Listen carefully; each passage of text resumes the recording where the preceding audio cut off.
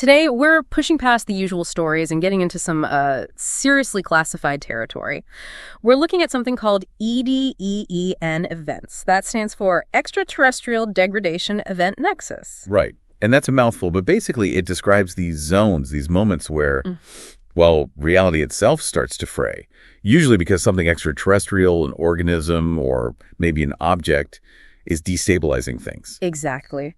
We've managed to get access to some silhouette organization dossiers on this, and honestly, the picture they paint it's bizarre and frankly, pretty unsettling. It really is. These aren't just, thought experiments. The dossiers document actual phenomena. What's really striking is just how weird it gets. Biological rules just ignored, time acting funny, your own senses lying to you. It messes with everything you think is solid. Completely. It forces you to question our whole understanding of the universe, really. Wow. Okay, so for this dive, we're zeroing in on the key signs. The primary indicators that an E.D.E.N event is underway. We'll cover things like biological mutations life-changing in impossible ways, temporal disturbances, time itself getting glitchy. And the ripple effects, the side effects that impact perception, psychology, even physical matter, and the environment. Plus, the big one, entity manifestation, things showing up that just shouldn't exist here. And we'll also touch on how the Silhouette organization actually tries to categorize these threats. How bad is it? And it's important to remember, these indicators rarely happen in isolation. They tend to snowball. A weird time thing might trigger biological changes, or sensory anomalies could cause serious psychological effects. It compounds. Right, so let's start with the biological mutations. This is where nature just goes off the rails. First up is aberrant pigmentation. Yeah, and we're not talking slight color shifts. Think plants and animals showing colors that just don't occur naturally. Neon greens, electric blues, shades that seem impossible. Imagine bark glowing purple. Whoa, that sounds almost psychedelic. It's more than just visually strange, though. The reports mention actual physical effects on observers, eye strain, disorientation. It's like our eyes literally can't process these alien colors properly. Huh. Like the light itself is wrong. Possibly. Or the pigments interact in ways we just don't understand yet. Then you get limb and organ generation. Okay, this sounds messy. It is. We're talking spontaneous growth, animals growing extra limbs, plants sprouting new sensory organs, and sometimes these new parts even move on their own. Like a deer with a fifth leg twitching. Exactly that kind of thing. Oh. Or vines with tendrils that seem almost aware. But often these additions aren't functional. They might even make the creature less capable or more aggressive. It's evolution gone haywire. Driven by some external alien influence. That's the hypothesis. And this growth can be incredibly rapid. Which brings us to aberrant floral blooming. So, super fast plant growth. Hyper-accelerated, yeah. Completely out of season, forming these dense, invasive thickets of often alien-looking plants. Imagine a field just vanishing under this biomass in days. That would wreck an ecosystem. Absolutely. Native species get choked out. And containing it, extremely difficult. It shows how fast these events could disrupt everything. And sometimes it's not just mutation, but totally new things appearing. Novel species emergence. Precisely.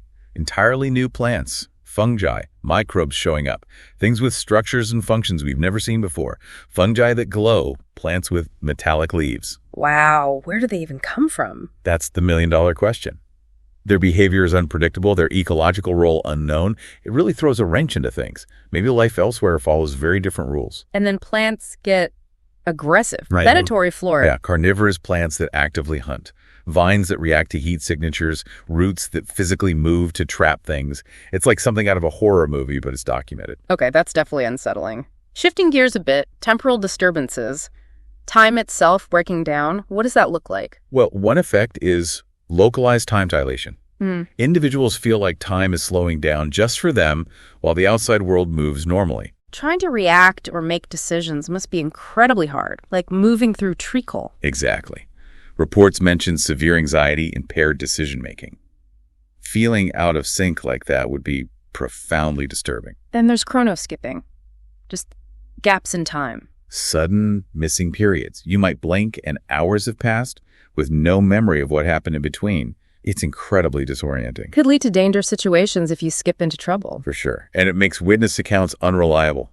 Did they actually experience something or did they skip over it? Then you have temporal loops. Like Groundhog Day, but maybe not funny. Often not funny at all. People get trapped, reliving the same moments, sometimes horrifying ones, over and over. The psychological strain is immense. Physical exhaustion, too. What about memory itself? Déjà vu and false memory implantation. Right, that persistent feeling you've experienced something before, even when it's totally new. Or worse, having vivid memories implanted detailed recollections of things that never happened. That messes with your sense of self, your own history. Absolutely. It creates deep psychological instability. If you can't trust your own memories, what can you trust? And the last one here, temporal doppelgangers. Seeing yourself. Encounters with versions of yourself from the past, or maybe the future. Imagine turning a corner and seeing you, but younger or older. That sounds potentially shattering for your psyche. Identity crisis territory. Definitely. The dossier has mentioned potential for psychological collapse. It fundamentally challenges your sense of linear existence. Okay, so we have biological chaos, time going haywire. Let's talk about the expanded known side effects. These seem to cover perception, psychology, physical effects. Yeah, it's a broad category because the effects are broad. Starting with perceptual and sensory aberrations, audio distortions are common. What kind of distortions? Soundscapes warping, speech playing backwards or distorted, hearing frequencies that shouldn't be audible, environmental sounds becoming unnatural, like reality's soundtrack is broken. That would be incredibly disruptive, hard to think, hard to communicate. Very.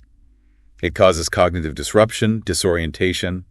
Some reports even mention psychosomatic responses, people feeling physically ill from the sounds. And olfactory anomalies. Weird smells. Spontaneous, inexplicable scents, often intense and frequently linked to strong emotions.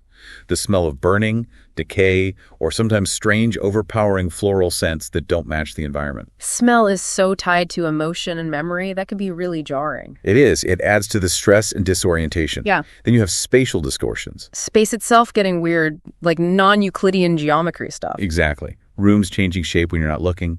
Corridors that loop back on themselves impossibly, distances feeling wrong, trying to navigate becomes a nightmare. Your sense of place is just gone. Fundamentally undermined. Our brains rely on stable space. When it warps, profound disorientation, constant unease. And visual hallucinations, seeing things. Manifestations of things that aren't there, entities, impossible structures, landscapes, doorways leading nowhere.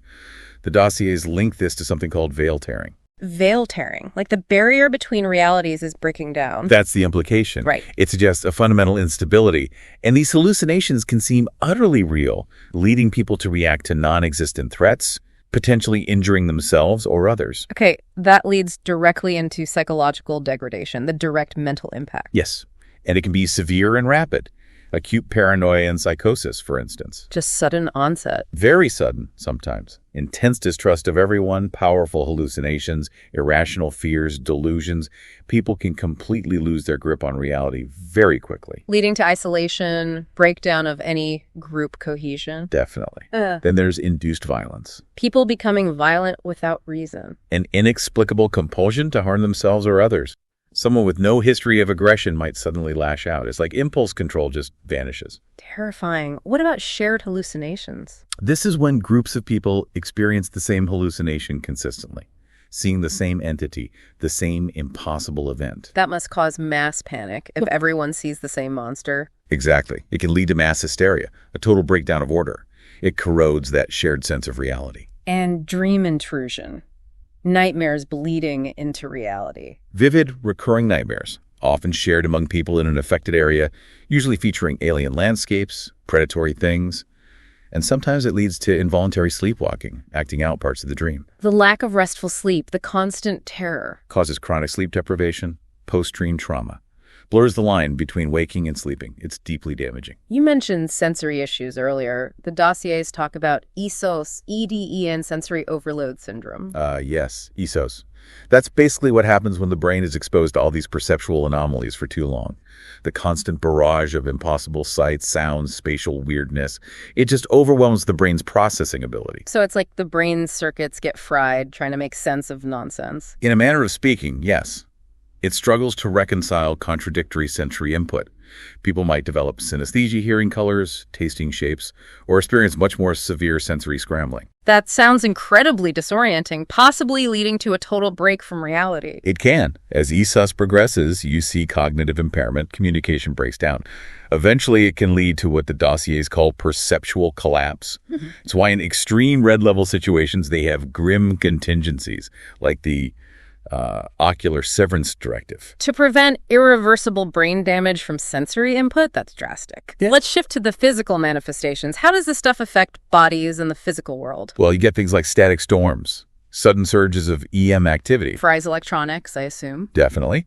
But it can also affect people directly. A buzzing sensation, neurological issues with prolonged exposure, memory problems, direct contact can even cause EM burns. Okay. Then flesh calcification. That sounds awful. It is. Living tissue literally hardening, turning stone-like. It starts with stiffness, then spreads. Yeah. Organs fail, movement becomes impossible. The body becomes brittle. Is it reversible? The dossiers indicate it's progressive and irreversible. Terrifying. What are resonant scars? These are subtle distortions in a person's bioelectric field. They can sometimes be felt as a vibration or cause discomfort. And strangely, they can sometimes discharge electricity on contact. Like being statically charged, but biologically? Any long-term effects? They're still studying that. Concerns about heart rhythm disruption, maybe other internal effects from the constant vibration, it's anomalous. And gravity inversion events. Gravity just flipping. Temporarily, yes. Sudden shifts where gravity pulls sideways or upwards towards the ceiling, then snaps back. The forces involved can be immense. The potential for injury must be huge. Crushing forces, falls. Significant risk. Internal bleeding, bone fractures. It's incredibly dangerous and unpredictable. This stuff also affects the wider environment, right? Environmental alterations? Oh, absolutely. Anomalous weather events are a big one. Things totally out of whack with the climate. Like? Spontaneous ash falls, acid rain where it shouldn't be, sudden snow in hot climates, intense hailstorms under clear blue skies. It's like the planet's systems are glitching. That would cripple infrastructure, agriculture. Devastating impacts. Loss of biodiversity, too. Then there's soil corruption. The ground itself becomes toxic. Fertility collapses. Sometimes strange mutated plants start growing, things that are resistant to herbicides or any normal control methods. Farmland becomes useless. Leading to food shortages, massive stress for communities. Exactly. And water anomalies, too. Rivers flowing the wrong way. Seriously. Backwards. Documented cases.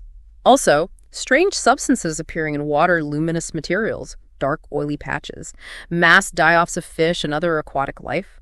Water sources become hazardous. An ecological nightmare on top of everything else. Yeah. Okay, now we have to talk about entity manifestation. Ah. The appearance of things. Right. This is where it gets overtly alien. Xeno-entity emergence. Life forms with biology completely unknown to us. Like the Vestramites mentioned in the files. Yes, those semi-corporeal things. They seem to phase between dimensions, almost like ghosts. But they can interact physically, often by absorbing biological matter. Very hard to fight. And the grelic trees, those sound organic, but wrong. They are. Large, fleshy, tree-like structures. They emit these powerful hallucinogenic pheromones to lure prey closer before, well, absorbing them. Grim. And the sirens of Hollow Deep? Those are deeply disturbing. Shadowy, vaguely human shapes. They don't seem to attack physically but psychically, inducing intense despair, hopelessness, even suicidal urges in those nearby. How do you even combat something like that? That's the challenge. Conventional weapons are often ineffective against entities that aren't fully physical or operate on a psychic level. It's not just alien things, though. Right. Native wildlife gets affected, too. Mirrored wildlife. Yes, existing species become grotesquely mutated, often with inverted behaviors. The inverted white-tailed deer, for example, glowing eyes, toxic antlers, unnaturally aggressive. Or the howling ravens. Ravens exhibiting complex, coordinated pack hunting tactics, far beyond normal bird intelligence. And the blistered coyotes. What about them? They ooze this phosphorescent slime that creates localized fields of disorientation around them. Familiar animals become monstrous threats. And maybe the creepiest. Personnel doppelgangers. Copies of agents. Distorted copies, yes. Appearing after events. They look almost right, but there are subtle visual tells, and their behavior is off. Emotionally flat or strangely exaggerated. That must cause extreme paranoia among teams. How do you know who's real? It's a major issue. Leads to breakdown of trust. That's why they instituted mandatory oath queries, specific questions only the real person would know, and rigorous physical verification checks. The number of doppelganger sightings is actually a key factor in raising threat levels. Okay, so all these indicators, biological, temporal, sensory, psychological, physical, environmental entities, they feed into the E.D.E.N threat level system. Correct. The Silhouette organization uses it to gauge the severity. It's a 3-tier system: green, yellow, and red. Green is Localized anomaly, maybe some aberrant pigmentation, minor environmental shifts, isolated odd occurrences. Containment protocols initiated, close monitoring, escalating breach.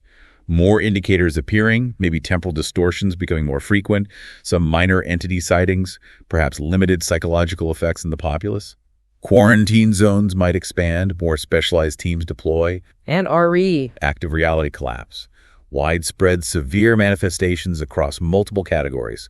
Major entity incursions, significant spatial or temporal instability, mass psychological events like shared hallucinations, physical manifestations like calcification becoming common. And the response at RAD is drastic. Extremely. Full media blackout, large-scale evacuation is possible, authorization for heavy, often experimental weaponry, and in the most extreme cases, the severance protocol is considered. Which is basically Strategic destruction of the affected zone to prevent the instability from spreading further. A last resort, obviously, but it's on the table. It shows how seriously they view a full reality breakdown. These levels aren't static, right? They can change quickly. Very dynamic. That's why immediate reporting of any new or worsening phenomena is critical for the teams on the ground. A situation can go from yellow to red alarmingly fast. This whole framework, it really makes you think about places like the Appalachian Exclusion Zone, the A.E.Z. The dossier's hint it might be something bigger. That's a major area of concern and research, yes. Is the A.E.Z. one single, massive, ancient E.D.E.N event that's just been growing, metastasizing over time? Or is it a convergence point? A convergence, like multiple smaller events bleeding into each other. Exactly. Dr. E.D.E.N proposed the convergent cascade theory, which covers both possibilities. Hypothesis A, multiple reality fractures overlapping and interacting, creating this gestalt mess. Hypothesis B, one original ancient event slowly spreading like a cancer. Given what we know or suspect about the A.E.Z., it fits. It's been expanding since the 50s. Operation Blind Harvest. And the scale of the disinformation suggests they're hiding something huge. The features inside certainly point to extreme instability. Black sites, research facilities trying to study or contain it, ward lines and sigils that are reportedly failing more often now. And the ghost towns, settlements just wiped off the map, with survivors suffering from veil psychosis. That sounds like extreme long-term exposure effects. Plus the general environmental chaos in there. Time flows irregularly, geometry is unstable, bizarre organic growths, and a high density of entities. It ticks all the boxes for severe, ongoing E.D.E.N activity. So if it's convergence or metastasis, what does that mean long-term? Both are worrying.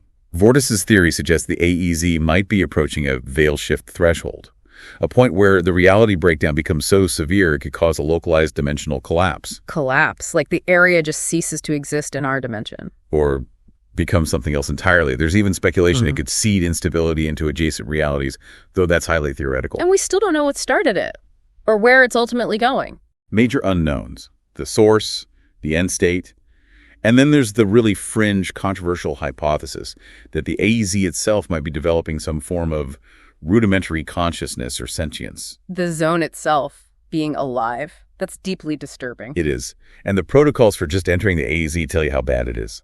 Quantum-anchored mapping to deal with shifting space, sigil-reinforced armor, neurochips to block dream intrusion, bringing in ritual specialists, strict time limits on missions. They're treating it like an alien world, basically. Because in many ways, it is. The final designation category V, existential threat, and the specific warnings about something called the inner bloom deep within the zone, it emphasizes the scale of the danger. So stepping back from this deep dive into E.D.E.N events, especially looking through the lens of the A.E.Z., it's a lot. It is. We're talking about fundamental attacks on reality itself. The scope is enormous, from localized weirdness to potential dimensional catastrophe. And understanding these indicators, these classifications, even what's hypothesized about the A.E.Z., it really underscores how fragile our perceived reality might be. And the immense, often hidden struggle involved in trying to maintain that stability against forces we, frankly, barely comprehend. Right. It leaves you with a pretty sobering thought, doesn't it? If the A.E.Z. is a convergence or a single event spreading, What does that suggest about the potential scale? Could there be other zones like it? Are these things potentially interconnected across the globe or even beyond in ways we haven't even begun to map? That is the question that keeps researchers up at night. The true scope remains unknown. Something for you to ponder. Thanks for taking this deep dive with us.